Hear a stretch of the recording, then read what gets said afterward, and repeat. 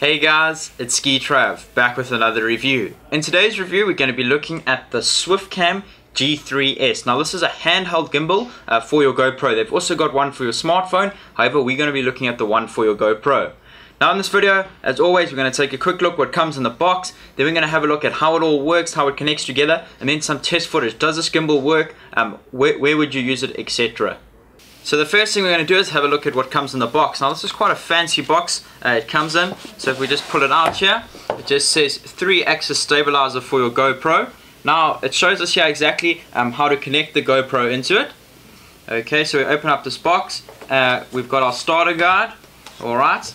Then we can see here, firstly we've got a USB cable that's included. Okay, we've got a metal arm. This is to connect our GoPro to the gimbal. Now usually in the top here you'll have the little bottom piece and a little weight, which I'll show you in a second. Okay, so if you see here, I'll pull out our gimbal and that's what the gimbal looks like. Now that piece I was talking to you about is this bottom piece here. Okay, and that's just the end cap for the bottom. Now the cool thing about this bottom piece is it allows you to attach in a tripod, so you can put in extend this to a selfie pole, etc. So now we're going to take a look at how to connect our camera to the gimbal.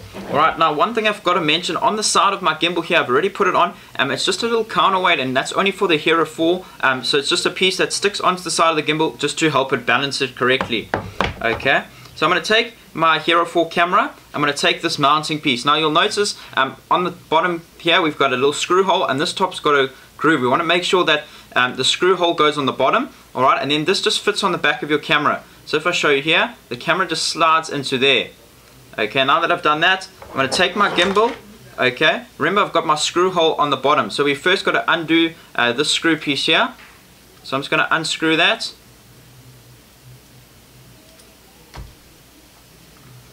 Alright, I'm going to take my camera, I'm going to simply slot it in there, okay, and then now I've got this back plate, just fits on, remembering that the screw hole must be on the bottom.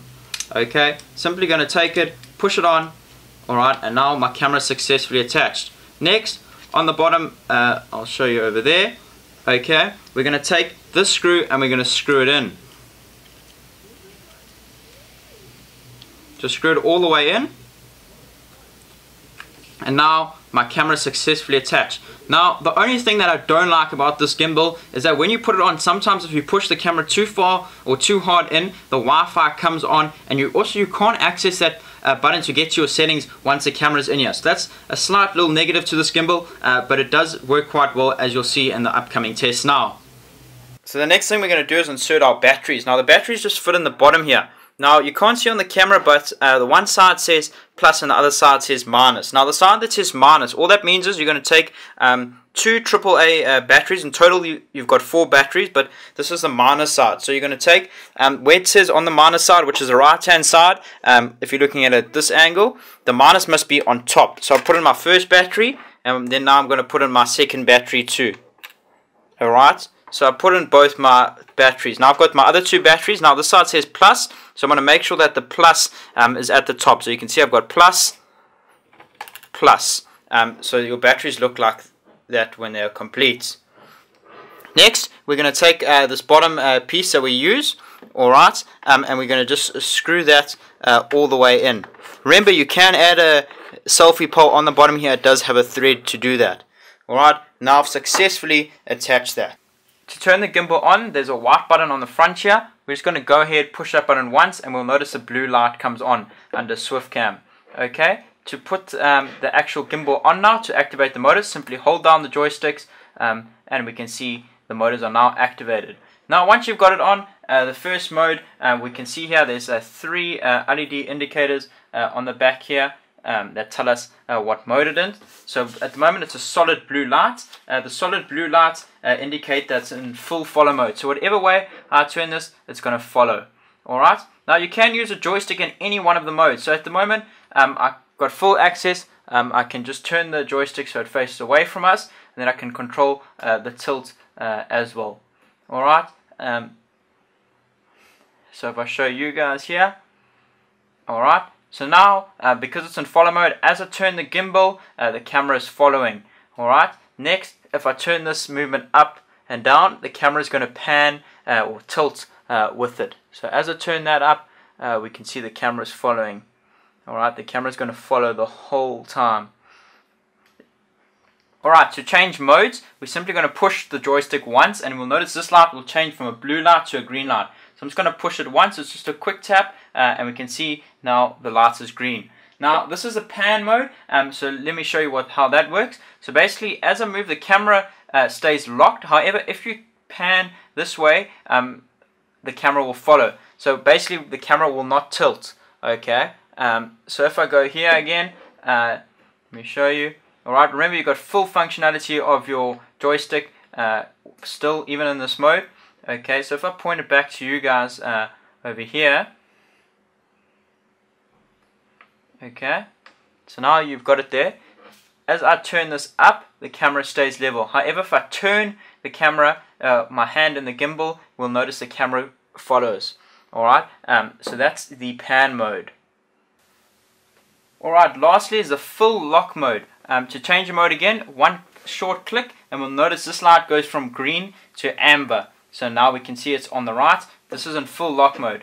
So as I turn the gimbal 360 degrees, the camera stays locked. You can see all these movements here, the camera is staying absolutely still. Now once again, you can use the joystick. So if I show you guys here, alright, see as I move it, the camera is staying absolutely level, no matter which angle you got in. If I turn this once again 360 degrees, the camera still stays level.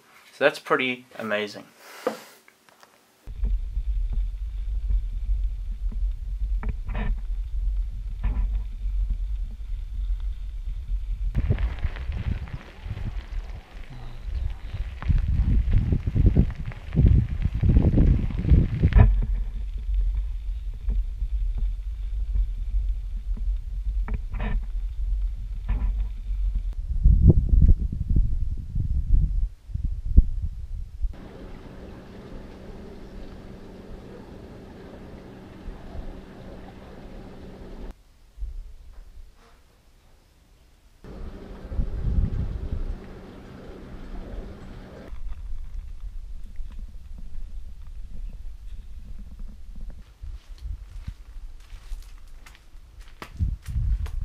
So, to sum up, I've been very happy and very impressed with my G3S gimbal from SwiftCam. Remember, not only do they have the gimbal for the GoPro, but they've also got a gimbal for your smartphone.